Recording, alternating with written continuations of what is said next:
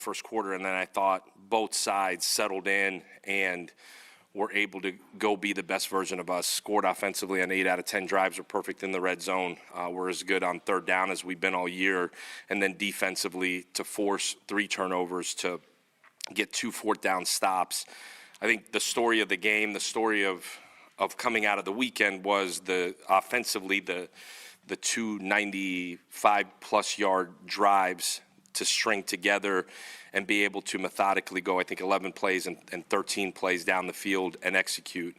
I think the last part of it and the last part of the detail that we're continuing to hammer home is the special team side of it. Thought we punted better.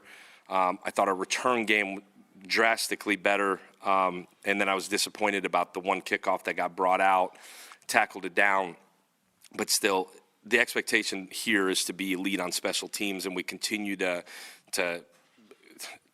get to that point and then take a step back. Get to that point, take a step back. Elite football teams continue to get better in every aspect, and I felt like that part of our game has been really up and down, been a huge focus, been a huge point of emphasis here through the month of November. Turning the page as we leave Birmingham and head into this Rice game, I think the biggest thing for the guys that have been here is understanding what happened a year ago over there. And new staff, a lot of new, but that feeling leaving that game a year ago, especially being the last game of the year, it took all the way through the bowl game to get that feeling out of our, or that taste out of our mouths. Those guys that it's a year ago, but man, that game has stuck with me, has certainly stuck with our staff, and you sit in that team meeting yesterday, it's stuck with our guys. It's the expectation here is that you go finish this thing absolutely the right way. The expectation is that we go play high-level football here at home Saturday night. And you get ready for this Rice team. Man, as unique of a challenge to prepare for, especially defensively, as playing Navy for us earlier in the year, just a unique system in terms of what Coach Abel brings. There's variations of triple option. There's variations of gun option. They force you to defend everything the exact right way. They force you to make sure your eyes are right. They force you to be uber disciplined. And for us, we've not done a phenomenal job when it comes to football being played that way defensively. And huge point of emphasis, all hands on deck, an elite level of focus to get it done the right way. But it's a 5-6 team that's fighting to keep playing. Like if you watch these guys throughout the year, it's not only a motivated group, there's a renewed focus, energy.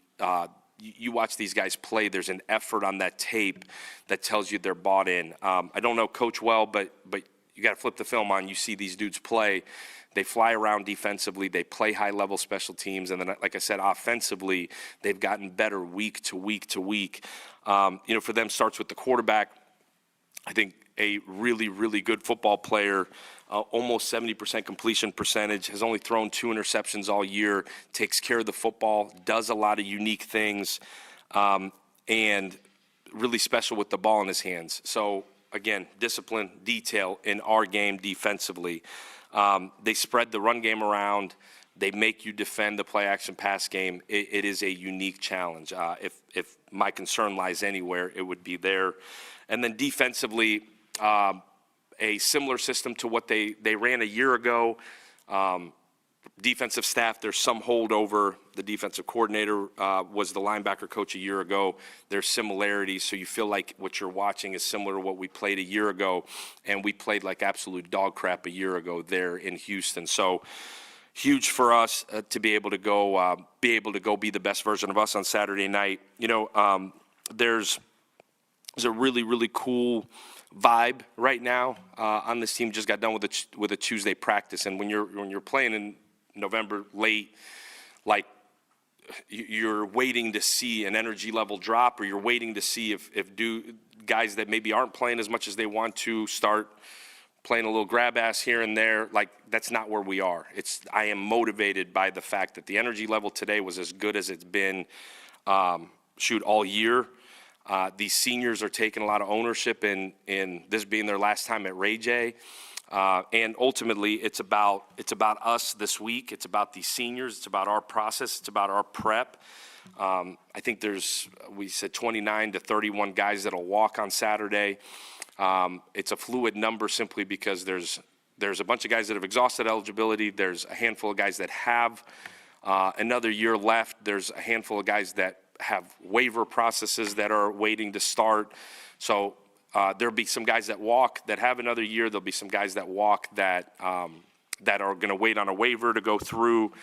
So I wouldn't make a whole lot of who's walking or when, but it'll be a really, really neat deal Saturday night for a group of guys that there's about half of them that chose to stay here and buy into what we're doing. There's about half of them that chose to come here when it wasn't super cool to come here. But it's a really unique group. It's a really special group. It's a group of guys that have bought into a process-driven, player-driven program. And we're not perfect.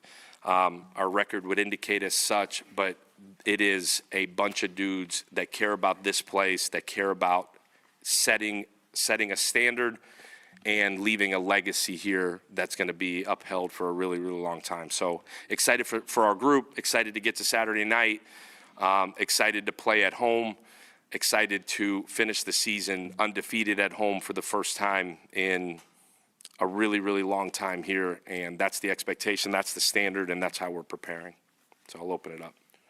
On senior night, like the guys you mentioned, the ones you inherited, the ones that stayed, that were part of the 1 and 11 team when you walked in, and to see those guys leave, what's that going to mean to you? What do they mean to you? What do they mean to this country?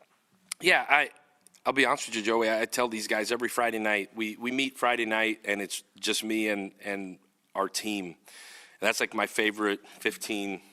They'll tell you I get long-winded sometimes, but 15 to call it 20 minutes of the week, because it's me, it's them. I tell these guys every Friday night how grateful I am for them. And grateful for the guys that stayed, grateful for the guys that chose to come. I don't know if I ever look at it like we inherited them, because when I got here, it wasn't cool to stay. Like if you can get out, you were getting out. And there's a handful of guys that said, you know what, we believe in the message, or heck, we just like going to school here.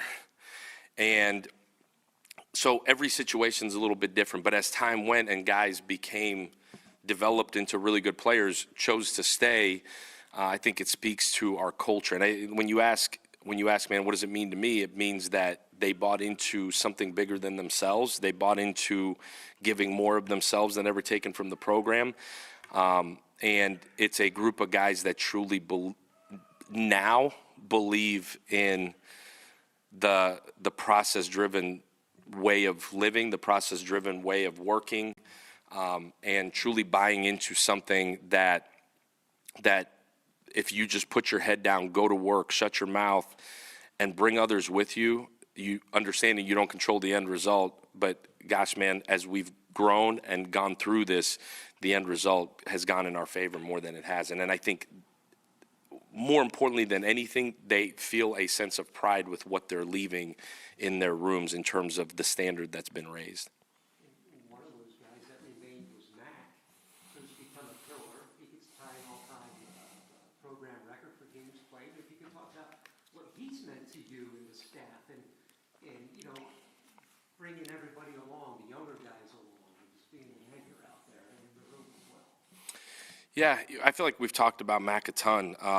Mac is a guy that when we got here, I think was trying to figure out where he fit in, what he really wanted to do. Do I want to be the cool guy that is the funny guy, the class clown, or do I want to be the cool guy because I work harder than anybody else and I lead harder than anybody else, and my life is an example of what it is to be an elite high-level college football player? He toyed with that for 2 years, and I've probably had just as many taps on the behind of, man, great job, Mac, as ripping his ass up and down, like up and down, to the point of like, dude, if you ain't gonna buy in, you should just go. And he's a young guy that through the ups and downs, and that's part of growth, and that's part of our job is to help these guys become high-level human beings, become high-level men of character. Like, was, even though he's not young, still had a lot of young traits to him where he just wouldn't buy in totally, wouldn't buy into changing his body, wouldn't buy into what daily habits need to look like, wouldn't buy into what life outside of here should look like. And then slowly but surely he realized, man, the better my process is, the better I'm playing, the better clearer my mind is, the more confident I am. And slowly but surely, I think it hit him like, man, we got these young cats that are looking at me because I'm playing, and the example I'm setting is complete garbage. And those are the conversations that myself, T.O., Coach Wilson, like all of us have had as we've gone. And I would tell you, it kind of clicked last spring for him where it's like, holy smokes, I got a year left. And sometimes it takes that. Sometimes it takes a reality smashing you right in your face. And he has flipped the switch, has changed his body, has continued to lead at a high level. The leadership and the accountability to his teammates has allowed him to raise his level of play, allowed him to be self-aware enough to say, man, like, my actions resonate throughout this team. And it's that ownership has helped him raise his own standard of how he lives, how he goes about his business. And he'll tell you he still ain't perfect. And he's continuing to chase perfection. He's continuing to chase greatness in all of what he's doing. But he's the best version of him today. And I would tell you, if I'm proud of anything, and to Joey's question, like that's what coaching college football is about, is we get evaluated on wins and losses. You're certainly in the public eye in how your program is run and what happens. But when that door closes, like, my job is to help these dudes become the best versions of them. My job is to do the same thing my coaches did for me, is help these guys leave here with a career path, with elite examples of what husbands and fathers look like, and help them go be incredible people in their careers, their lives, and in society. And if we do that one Mac Harris at a time, I win. At the end of it, if that's my legacy, I'll be really happy. Well, Moody, if you could talk about his play the last couple of weeks. I'm sure he'd like to have that fumble back, but he's been running through and around people, especially the last couple of weeks. Yeah, we talked a lot about playing receiver in this offense. It takes time. It takes time to get comfortable. It takes time to build chemistry. It takes time to get used to just the tempo of play, the rhythm of play. And he's peaked as the season's gone these last handful of weeks because he's really confident right now. He's healthy. He's confident. He's practiced incredibly well. He is a unique player. He's unique with the ball in his hands. He's a hard tackle. He's so powerful. He's a different mover than most guys his size. You've seen it really. There's been moments throughout the year where he's a hard tackle. He's just physically dynamic and different than a normal slot receiver. And we were looking for that when we went in the portal last offseason. We wanted a bigger slot with more power, bigger catch radius, and be able to play with different guys of different sizes. And he's that unique body type, playing really confident. I mean, I was as hot about the fumble as imaginably possible. We work it every day. We hammer it every day. It's always the guy you don't see. And you don't want to learn a lesson in a game, but I have challenged Moody, Coach Burns, Coach Parker have challenged Moody pretty heavily on, like, if you're going to turn it over, you're going to play. It's pretty simple. And he takes the coaching as good as anybody. He's a high-level, intelligent human being that understands coaching. And to that point, how does his messaging, I mean, is he somebody that's heard often in the room and on the field? What's his personality like? Very sharp guy, obviously. But, yeah, he's Moody is a very contagious personality. His body language is like crazy cool. Like, always got a smile, always got something positive to say to somebody. You don't find Moody having a tough day. If he is, he ain't going to show it. He's, again, like any transfer coming in, it took him a minute to figure out, where do I fit in? How do I fit in? But those guys have taken him in. He's in a unique spot because you got these young cats that are playing high-level football that gravitate towards him because he's a little bit older. And then you got the older guys that he's actually older and can relate to. Kid has a degree from Stanford in 3 years. And it's a cool energy in there in general, and he is the cool, funny, smooth guy in that room. The gun, I think they call it the gun triple option at Rice, what they do. Is it another Navy type of preparation, or is it different? I would tell you it's different. You could tell as the season's gone on, they have gotten better and better and better at what they do, become more complex in what they do. They've kind of grown as the quarterback has grown. So what you're preparing for, you see on film, and then you know there's more to it, and so you're just waiting, like, what's the and one off of that? What's the and one off of that? The thing you know about the offense is you go back years with watching Davidson film, and you go back, and it's every year it's gotten better within the system. And this is week 12 for them. You're expecting something else on top of what you see. It's unique. Navy's unique in their own way. I think when Navy switched coordinators and added this whole other component to what they do on top of having a high-level quarterback, so multiple and so many things from under center to the shotgun stuff that you got to defend. You could see this operation kind of growing to that. But again, year one, as he's building a roster, he's piecing it together. Obviously not in the building, so I don't know, but you've seen it get better and better and better. And when they get in a rhythm, they've scored points. And our job is to not let them get in a rhythm. And going into this last game of the regular season here, what have you seen change from the team itself over the course of the season? In what context? Just kind of on the field, off the field, personality-wise. I don't know if I've seen a personality change. I think, like I said, as we've gone here at the end, you always are guarded against an energy shift or guys getting mentally tired or physically tired. Dudes are practicing at a high clip. The energy is real. The confidence is real. I would tell you, if anything, I think our team right now is playing really confident football. I think they've grown and learned through the moments of crappiness what it looks like to prepare at a high level.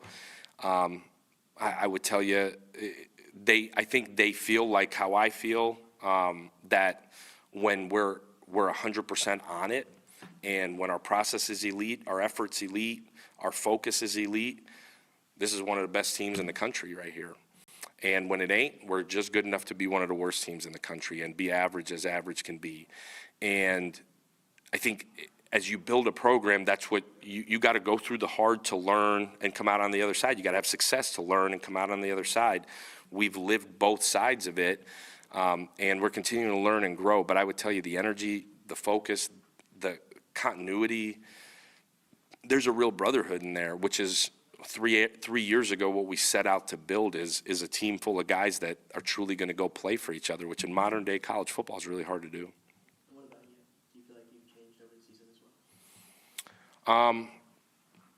I would think that I've continued to get better. I think I challenge myself daily because of the staff that we have that challenges me daily to continue to get better. I think I've grown. I think I've continued to try to find ways where I can help us get better. But changed, I don't know. Hopefully I'm 12 weeks wiser in week 12.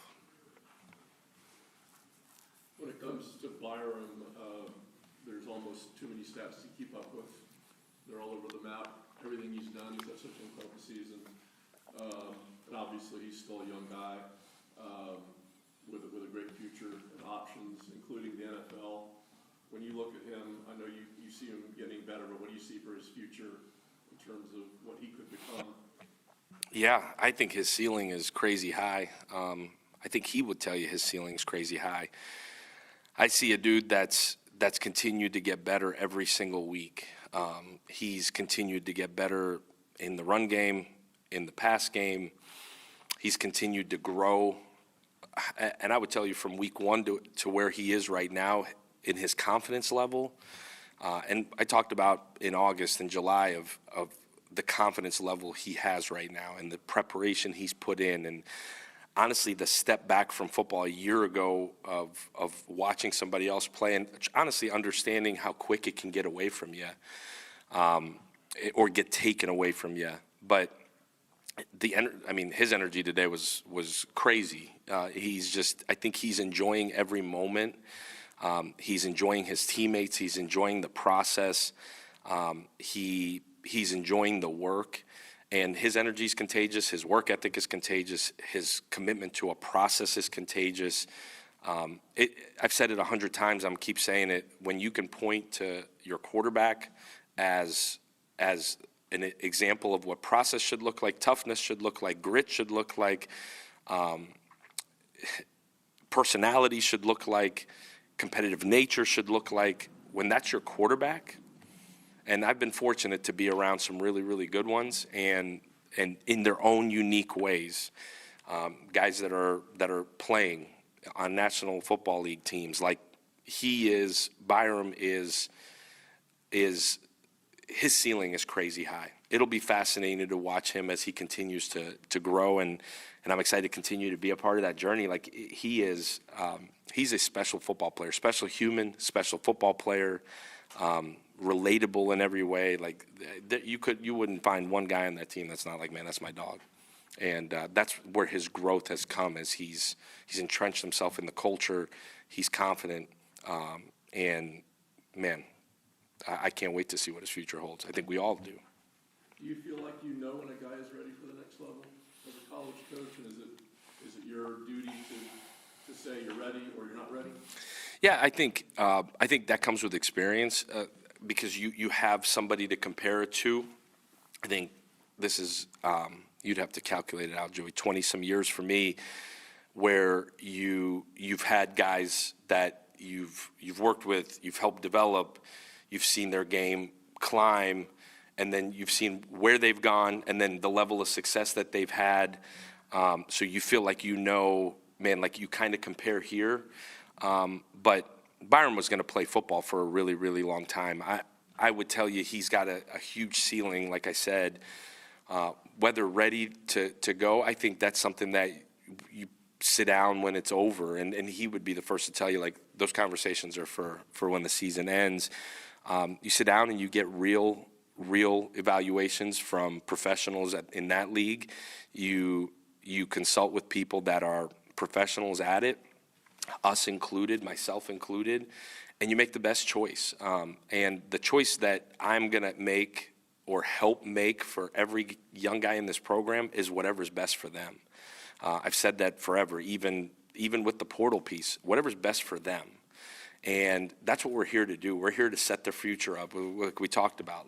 And if it makes sense to go to the NFL, then we'll certainly help in every imaginable way get there. If it makes sense to stay, and man, like he's missing this and he's missing this, and this is where he can grow, then it makes sense to stay. Byram's highly intelligent. He's got an incredible support system with his parents. He'll make the right decision, and if values my opinion, I'll give it, but I would want to get more educated. The draft class has a lot to do with it. The need in the draft has a lot to do with it. So there's more factors than just, is he ready? He's going to be a pro. He's going to be a pro for a really long time. It's just a matter of, is it right now? Is it a year from now? And he'll make the right decision for him.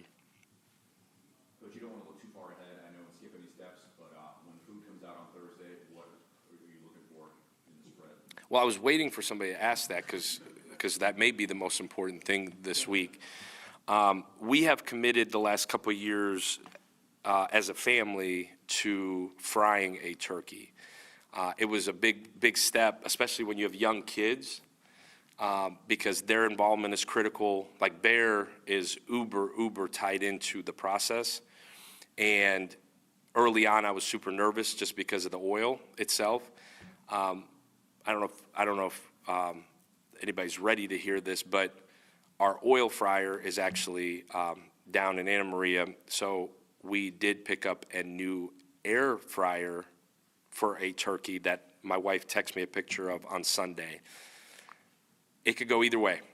And why don't you ask after the game Saturday? But I'm excited. Less safety issues there.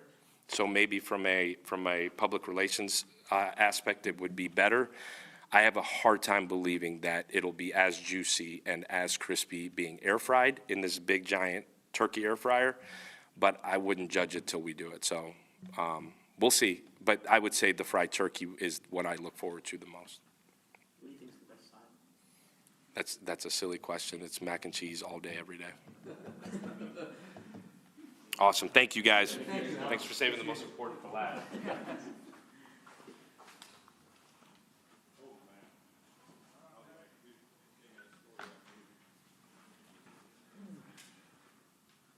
I ain't what, and you know what?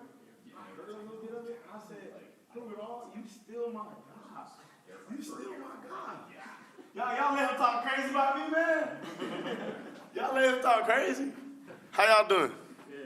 Back here, program record 58 games on Saturday. What does that mean to you, or does it? I mean, when you hear that number, 58, you and Kelly would stand alone, what's, That's a lot of games.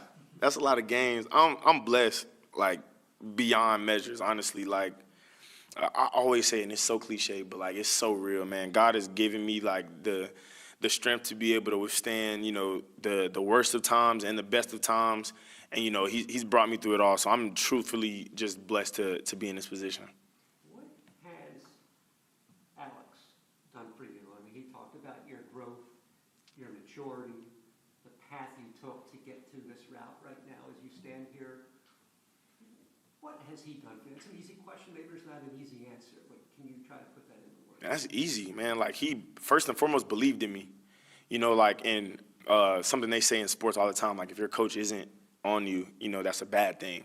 Like, he's been on me from the beginning, like, telling me whether it was weight complications, character development, like on the field, anything. Like, he's believed in me, through it all, and, like, honestly been there every single step of the way throughout my growth, good and the bad, and just letting me know, like bad situations, I'm gonna pour more into you. Good situations, gotta continue to pour into you. And again, God put me in a position to be with a guy like him and the staff that he brought around us, who believed in me, continues to pour into me. And even after, like, I know for a fact, like, when it's all said and done, whatever stage I'm in life, I could always call him and he'll continue to pour into me. He's a great man, and he's doing great things.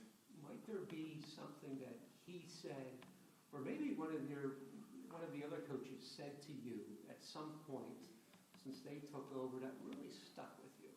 Maybe it was football, maybe it was something off the field. Is there something that really said, that really clicked, for the lack of better? I would say, a story T.O. told us. I could give you a story from just about everybody, but one that really, stuck with me, something that I think about all the time, like whenever times get hard.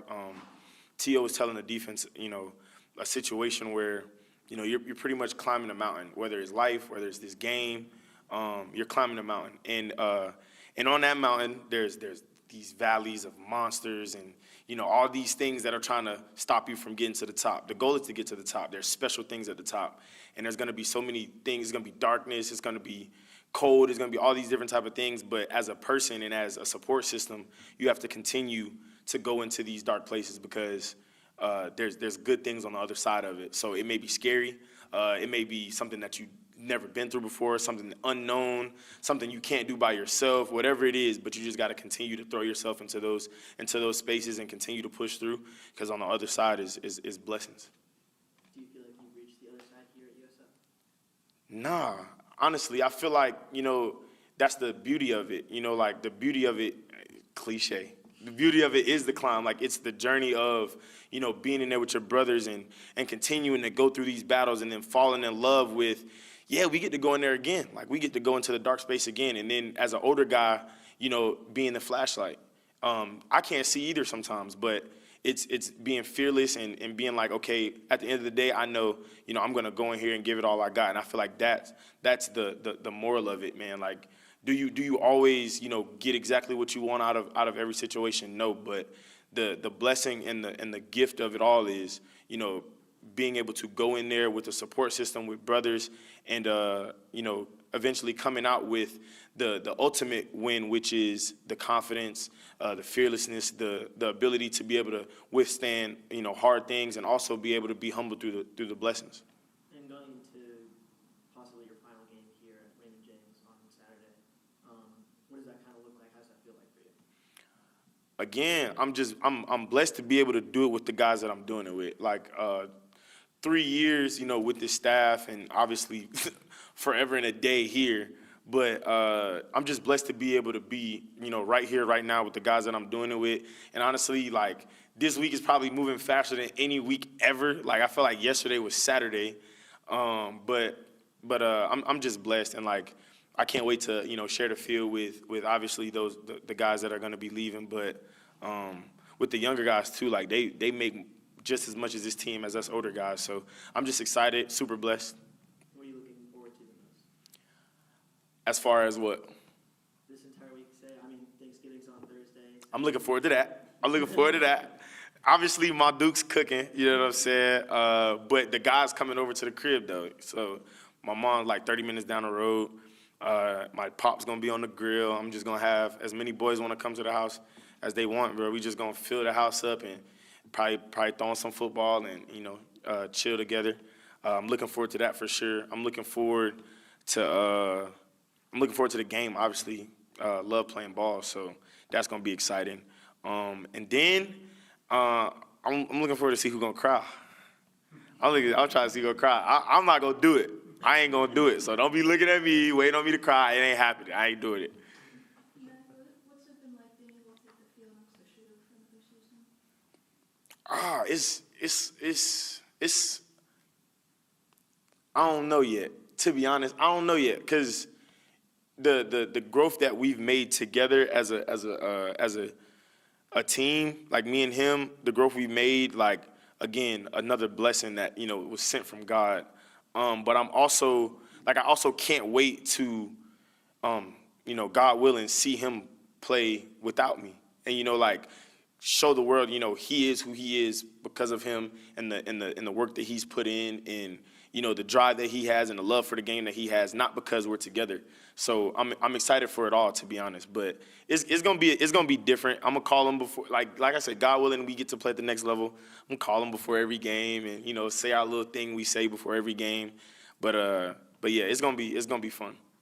And looking at Rice, what do you see out of them? I see a team that's hungry. I see a team that's got a lot of talent.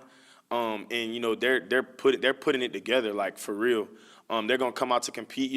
They're trying to stretch their season, and we've been in that position before where, the more games you get to create, the better for your program, and that's where they are right now. So they're gonna come out ready to fight, and obviously we love to be in those type of games, and I can't wait to play them. I'm honored to play against them.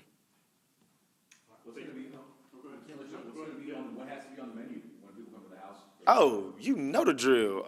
We going yams. We going greens. You gotta have your dirty rice in there, cornbread. We gonna have 2 turkeys. We gonna have dressing.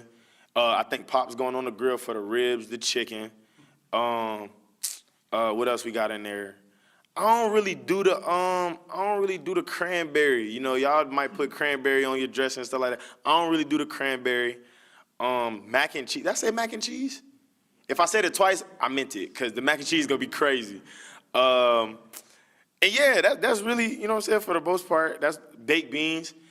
Ben Knox is addicted to baked beans. He's addicted to them. And my mama make them for him all the time, like a big pan of baked beans. He loves baked beans. Baked beans on the menu, Ben, if you're watching this. Ham with the little pineapple, the little cherry. You know what I'm saying? You know what I'm talking. You know what's on the menu. Pecan pie or pumpkin pie? We going sweet potato pie. We going pumpkin pie. You might even see a key lime pie. I don't know. The Harris family a little different. That's why AG had to help me with my weight concerns. You know what I'm saying? We're a little different, but yeah, we gonna enjoy ourselves though, for sure. Cool Whip on top of it? Man, come on, hey, you trying to come to the house? You sound like you want to come to the house. You invited too. Oh, y'all invited. Y'all could come. It'll be pretty Not when that game come on. Now when that game come on, everybody gonna have their face full of food. You ain't gonna hear a word. You ain't gonna hear nothing. Coach was talking about this year, he's doing something new. They're going to air fry their turkey. How do you feel about that? Why you ask me that? I don't know though, cause I respect the air fryer though. I respect it. I respect the air fryer. The air fryer get the job done, and that one thing I can say, air fryer get the job done. As for the Harris family, probably gonna deep fry that John. You know what I'm saying? But I'm not mad at him for going air fryer. I'm not mad. I respect it. He didn't say he was gonna take the season off of it. It's gonna be the same thing. Ain't nothing wrong with that. It's just quicker.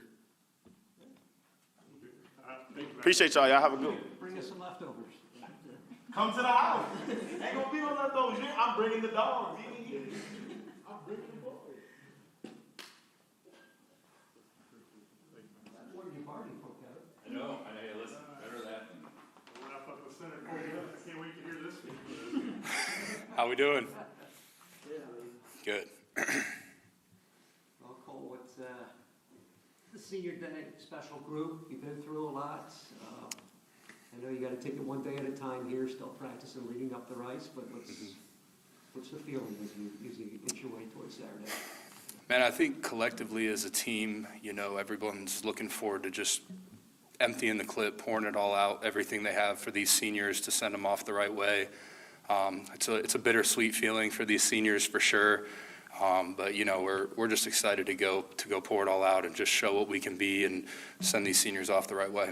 Let me ask you about Moody and what he's meant to the offense the last couple of weeks. Of course, he'd like to have that fumble back, but he's had a huge impact, downfield, running through guys, whatever.